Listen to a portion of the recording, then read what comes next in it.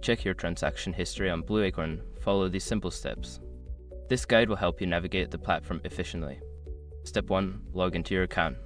Visit the BlueAcorn website and enter your login credentials. Make sure to use the correct email and password associated with your account. Step 2. Navigate to the dashboard. Once logged in, you will be directed to your account dashboard.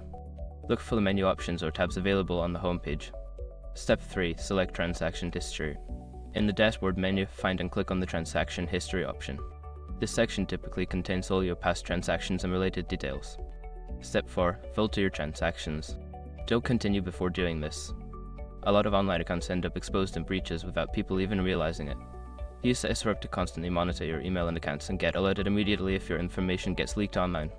It scans billions of breached records 24/7 in the background. And honestly, for a few dollars a month, it's something everybody should probably have. Link in the description. Step 5. Review your transactions. Scroll through the list of transactions displayed.